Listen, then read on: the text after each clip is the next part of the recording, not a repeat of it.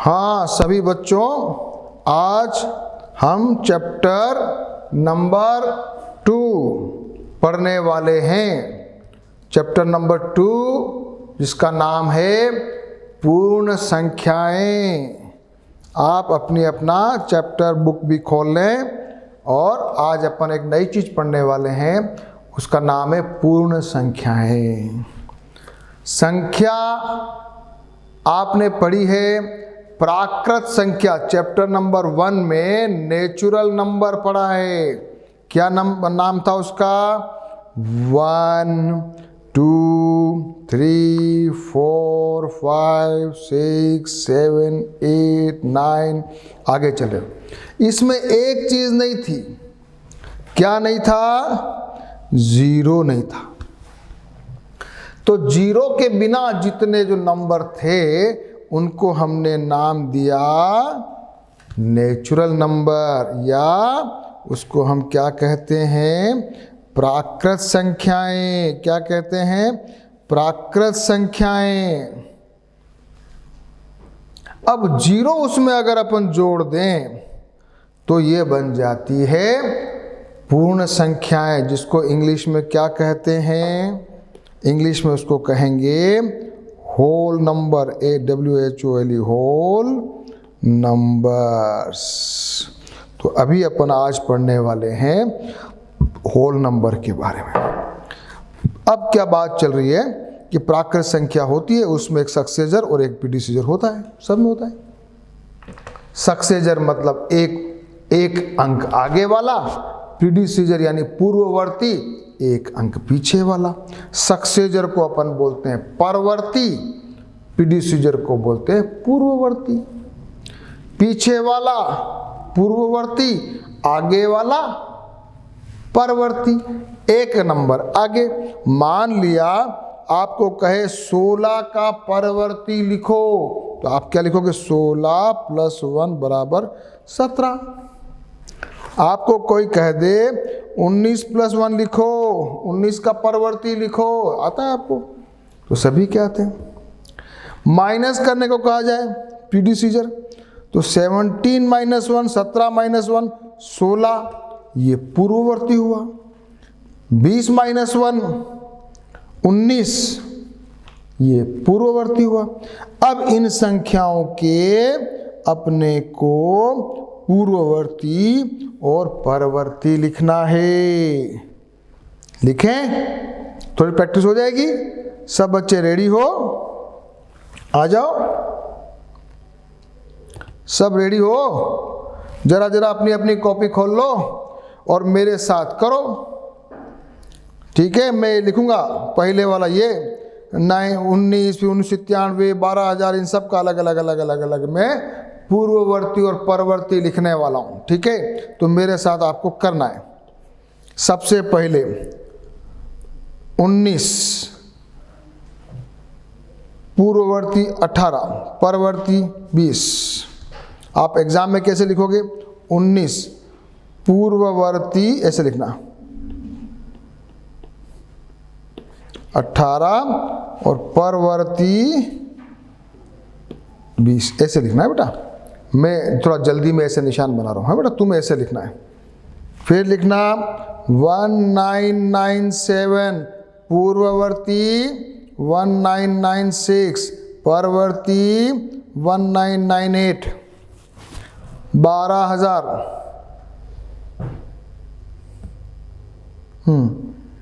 12,000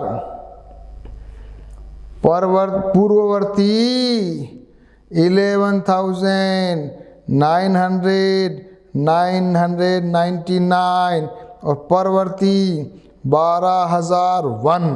ये अच्छा है, देखो ये अच्छा है, सीखने जैसा है बेटा, ये बहुत अच्छा है परवर्ती पूर्ववर्ती का। जरा आगे करेंगे 49 पूर्ववर्ती, 48 आगे वाला परवर्ती, सक्सेसर 50।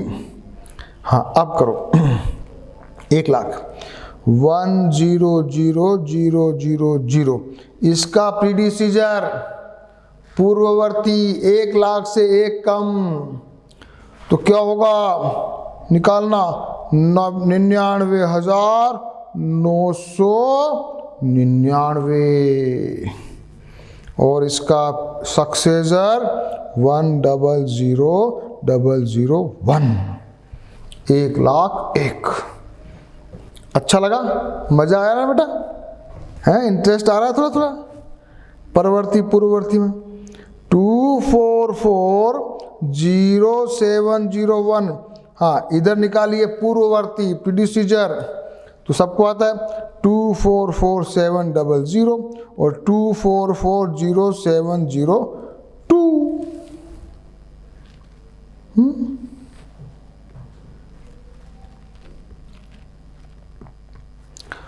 आगे करो।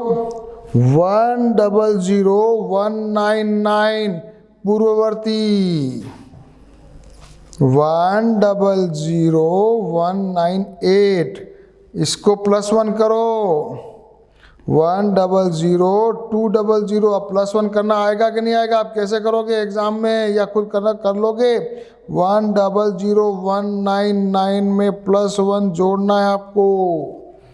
तो 9 और 1 0, this 1, then again 9 and this 0, then 1, this is 2 0 0 1, this is the answer। एक और कर लो।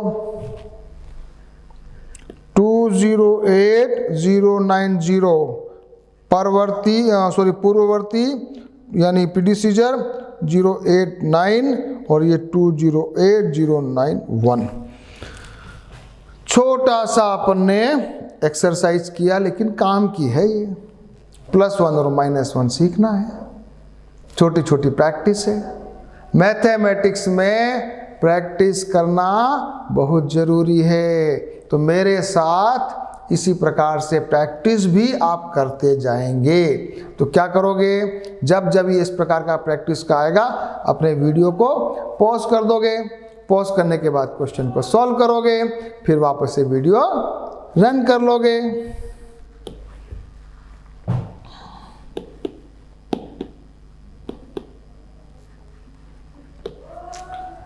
क्या ऐसी कोई प्राकृत संख्या है जिसका कोई पूर्ववर्ती नहीं है? यस, 1 है। 1 के पीछे कुछ नहीं है। क्या ऐसी कोई प्राकृत संख्या है जिसका कोई परवर्ती नहीं है, यानी कि लास्ट नंबर है, सबसे बड़ा नंबर कोई है क्या? नहीं है। सबसे बड़ा भी और आगे जाते जाओ इनफाइनाइट, अनंत तक है। तो अंतिम प्राकृत संख्या कोई नहीं है, वो तो बढ़ते चले जाओ, करोड़, 10 करोड़, फिर अरब, फिर खरब, चलते चले जाओ। काउंटिंग कोई खत्म होती है? मान लिया आपको ऐसे कोई कह दे कि आपके स्कूल में बच्चे कितने हैं, बता दोगे। फिर आपको पूछे कि आपके संपूर्ण विश्व में व्यक्तियों की संख्या कितनी है, आकाश में तारे कितने, सिर में बाल कितने, लेकिन हम उनको भी गिन लेंगे, है ना। तो सबसे बड़ी कोई प्राकृत संख्या नहीं है। ठीक है बेटा। अब अपन पढ़ रहे हैं पूर्ण संख्याओं के बारे में। और जब प्राकृत संख्या में हमने संग्रह में हम 0 जोड़ देते हैं तो ये बन जाती है होल नंबर। प्राकृत संख्याएं शून्य के साथ मिलकर होल नंबर का संग्रह बनाती है। होल नंबर यानी पूर्ण संख्या। अब जरा ये भी कर लो। क्या सभी प्राकृत संख्याएं पूर्ण संख्या है? यस। क्या सभी पूर्ण संख्याएं प्राकृत संख्या भी है? नहीं, क्योंकि 0 आ गया है, तो 0 की वजह से 9। सबसे छोटी पूर्ण संख्या कौन सी है? उत्तर दोगे 0 या 0। सबसे छोटी, सबसे बड़ी पूर्ण संख्या कौन सी है? तो लिखोगे कोई नहीं, कोई नहीं या अनंत। क्या लिखोगे? अनंत। अब अपन आ जाते हैं संख्या रेखा पर। संख्या रेखा क्या होती है? संख्या रेखा क्या होती है? संख्या रेखा होती है, एक लाइन खींच लो और उसमें यहाँ पे 0 लिख दो, फिर बराबर बराबर डिस्टेंस पे लिखते जाओ, आगे बढ़ते जाओ। तो हमारी संख्या रेखा ऐसे चलती है, लेफ्ट से राइट की ओर चलती है। जैसे जैसे हम राइट डायरेक्शन में जाते हैं हमारी संख्या बड़ी होती जाती है। 1 से बड़ा 2, 2 से बड़ा 3, 3 से बड़ा 4, ऐसे। तो यहाँ जरा पढ़ लो, 0 से 1 के नामांकित बिंदुओं की बीच दूरी मात्रक दूरी कहलाती है। 1 से दाईं ओर 1 मात्रक की दूरी पर एक बिंदु अंकित कीजिए और 2 से नामांकित कीजिए। इस प्रकार से 3, 4, 5 को नामांकित करते जाइए, धीरे धीरे यह संख्या रेखा बन जाती है। ठीक है, संख्या रेखा पर हम देखते हैं कि 7 संख्या 4 के दाईं ओर राइट डायरेक्शन में स्थित है, अतः संख्या 7 संख्या 4 से बड़ी है, अर्थात 7 जो है वो बड़ा है 6 से, 7 जो है बड़ा है 5 से। तो जो राइट डायरेक्शन में होता है वो बड़ा होता है। फिर इसी प्रकार से 12 बड़ा है 5 से। इसी प्रकार से मान लिया ये संख्या लिखिए, क्या लिखिए? ये लिखिए 1005 और 9756 कौन बड़ा है? ये बड़ा है। तो बड़ा है तो कहाँ जाएगा? दाईं ओर राइट डायरेक्शन में जाएगा। अब अपन थोड़ा और पढ़ लेते हैं, संख्या रेखा पर योग। संख्या रेखा पर योग, एडिशन, 3 और 4 7 हमको पता है, लेकिन हम संख्या रेखा पर क्या करेंगे? संख्या रेखा बनाएंगे, एक जंप, जितने जोड़ना है उतना कदम जंप करेंगे, 1, फिर 2 कदम, फिर 3 कदम, फिर 4 कदम, उत्तर आ गया 7। इसी प्रकार से अपन को निकालना है 4 + 5, 2 + 6, 3 + 5, निकाल सकते हैं? निकालो, निकालो। ये संख्या रेखा खींच लो, यहाँ पे लिख दो 0, फिर लिखो 1, फिर लिखो 2, फिर लिखो 3, फिर लिखो 5, फिर 6, 7, 8, 9। अब आपको 4 + 5 करना है, तो 4 पे खड़े हो जाओ और 5 बार जंप करो, 1 जंप, 2 जंप, 3 जंप, 4 जंप, 5। क्या उत्तर आ गया? 9। तो 4 + 5 9, 2 + 6 8, 3 + 5 8, 1 + 6 7। ठीक है, बहुत ईजी है। चलो माइनस करना भी सीख लो, घटाना, उल्टा चलना है। अगर आपको मैं कहूँ कि 7 - 5 चलना है तो 7 से 5 कदम उल्टा चलो, क्या हो गया? 2। ये भी अपन कर सकते हैं। गुणा करना यदि आपको है तो 4 × फॉर एग्जाम्पल 4 × 3, तो 3 को लेकर 0 से 3 को 4 बार जंप करना, 1 जंप, 2 जंप, 3 जंप और 4 जंप, तो ये भी पहुंच जाएगा 12। ये संख्या रेखा पर अपन ने, ये भी अपन ने सीखा। संख्या रेखा पर योग, संख्या रेखा पर घटाना और संख्या रेखा पर गुणा।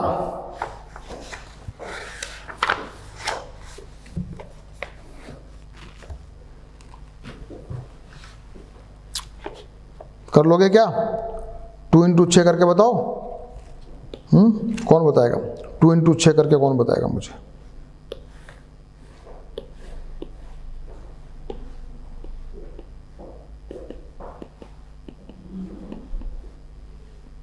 टू 2 × 6 12 हो जाएगा ना, तो थोड़ा पास पास कर देते हैं अपन।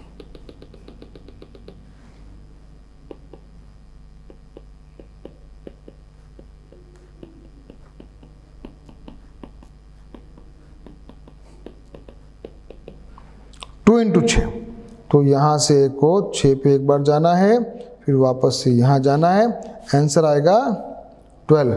तो आंसर इज 2 × 6 इज 12। ऐसे आपको करना है, बहुत ईजी है।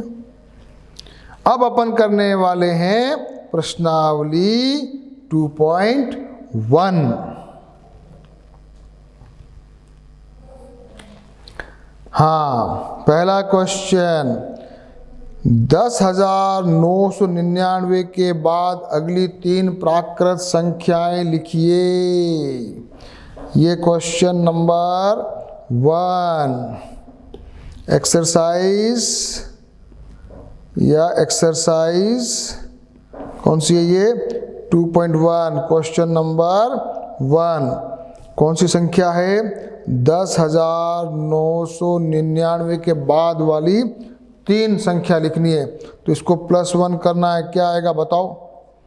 क्या आएगा? 0 फिर 0 फिर 0 फिर 1 फिर 1। तो आंसर क्या लिखोगे? आंसर लिखोगे 11,000, 11,001, 11,002।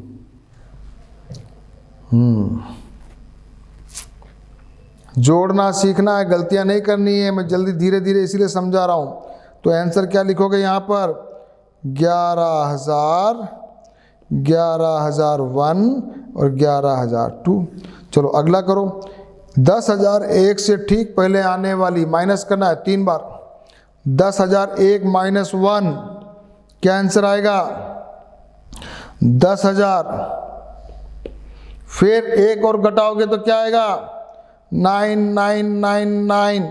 फिर एक घटाओगे तो क्या आएगा? 9,998।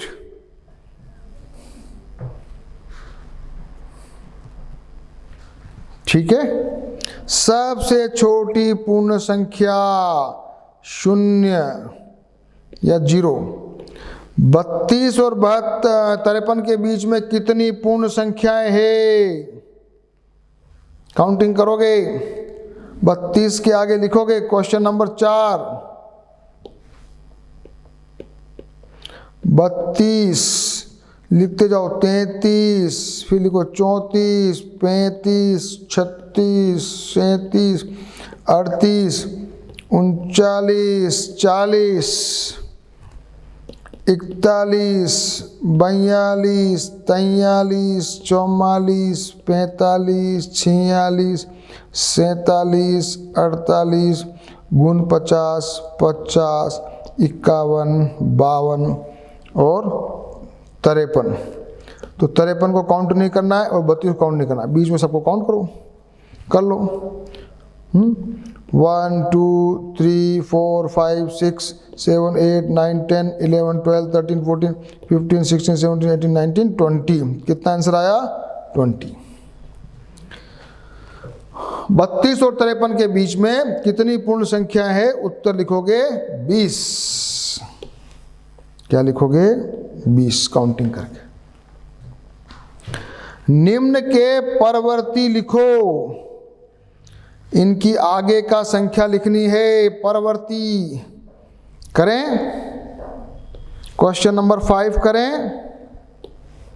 क्वेश्चन नंबर 5 A 244070 वेन का परवर्ती क्या आएगा? 24407002। फिर आगे बी करो। 100,199 का परवर्ती +1, ऐसे ऐसे कर दो। +1 = 100,200। सी करो। 10,999 5 बार 9 फिर 9 +1 = आ जाएगा। क्या आ जाएगा?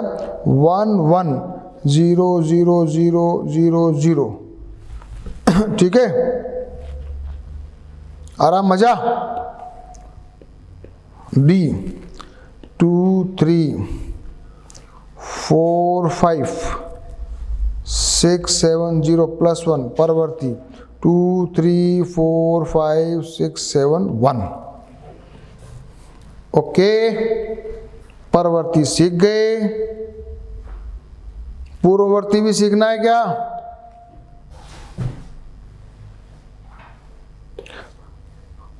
निम्न की पूर्ववर्ती लिखो, फटाफट यहां लिख देता हूं। दिस इज 93, दिस इज 9999, इसका करो 208089, इसका करो 765432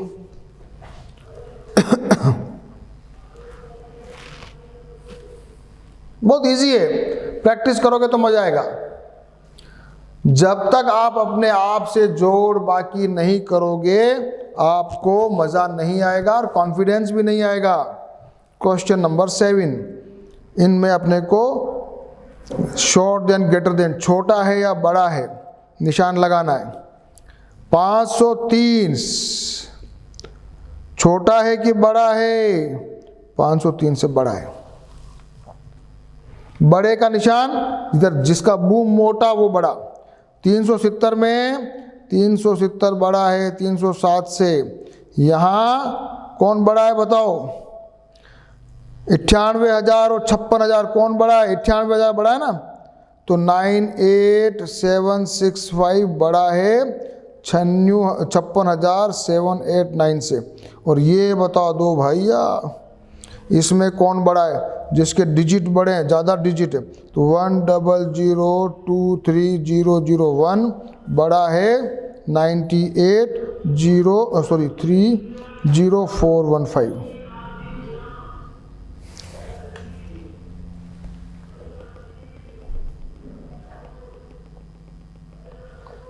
बड़ा है, इसको ज़रा मैं साफ लिख दूँ बेटा, इसको ज़रा साफ लिख देता हूँ।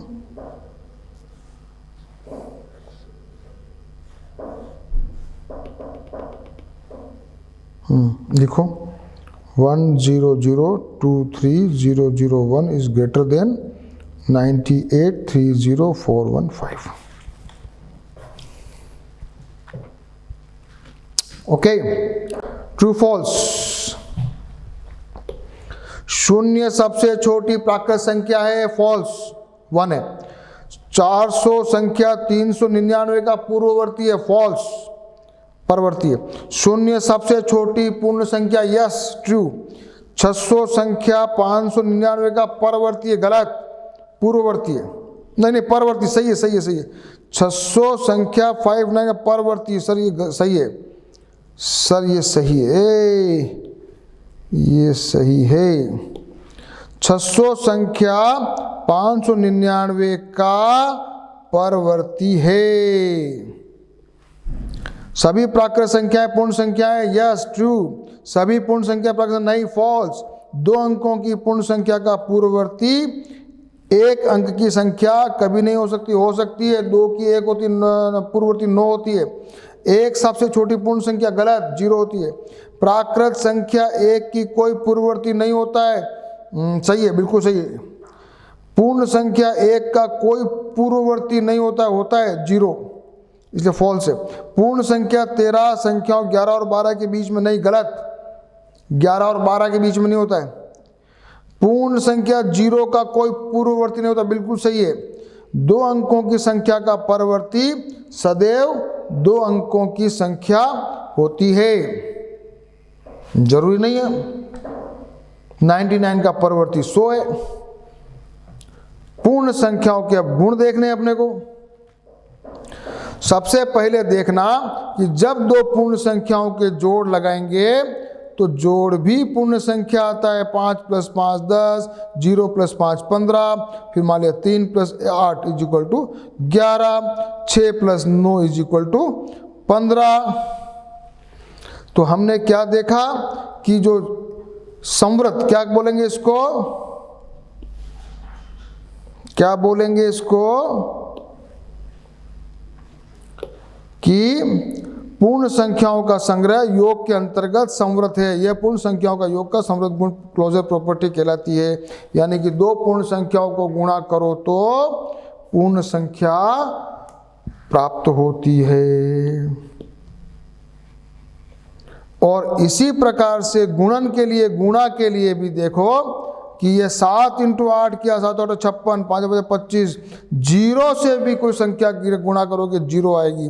तो जब दो पूर्ण संख्याओं को गुणा भी करोगे तो भी पूर्ण संख्या मिलेगी, इसलिए उसके अंतर्गत भी ये संवृत है। तो पूर्ण संख्या योग के अंतर्गत और गुणन के अंतर्गत संवृत होती है, लेकिन ये संख्या बाकी में और भाग में नहीं होती है। जब बाकी करेंगे, मान लिया 6 - 2 तो 4 है, लेकिन मान लिया 7 - 8 क्या आएगा बताओ? आएगा -1। मान लो 3 - 9 क्या करोगे? -6।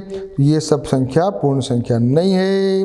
8 भाजक 4 तो आ गया 2, लेकिन मैं आपको कहूँ 6 भाजक 5 तो क्या लिखोगे? तो ये भी पूर्ण संख्या नहीं है। इसलिए योग और गुणा में तो ये होल नंबर मिलता है, लेकिन भाग में और व्यकलन में, बाकी में नहीं मिलता है। चलो जीरो से डिवीजन और सीख लो। किसी भी संख्या को जीरो से डिवाइड करोगे तो क्या आएगा? इसका उत्तर है परिभाषित नहीं है। क्या लिखते हैं? पूर्ण संख्याओं का शून्य से विभाजन परिभाषित नहीं है। तो जीरो से यदि कोई भाग जाता है तो इसको क्या बोलेंगे? Not defined. इसका उत्तर नहीं है। हाँ, 2 × 0 = 0। हाँ, 0/2 बताओ, 0/2 = 0, लेकिन 2/0 नॉट डिफाइंड। 0/0 not defined. तो ये आज अपन ने जीरो का भी पढ़ लिया। और अब जो है अगले क्लास में हम ये पढ़ने वाले हैं ये योग और गुणन का क्रम विनिमेयता, और इसके आगे के पाठ हम चैप्टर नंबर 2 में पढ़ेंगे। ठीक है, तो आपका ये आज अपना सेशन नंबर 1 चैप्टर नंबर 2 का हुआ। इसके आगे का पार्ट सेशन नंबर 2 में हम पढ़ेंगे। ठीक है, आप प्रैक्टिस करते रहिए, और धीरे धीरे इसमें बिना प्रैक्टिस के आपको कोई फ़ायदा नहीं होगा। तो do more and more questions and more practice.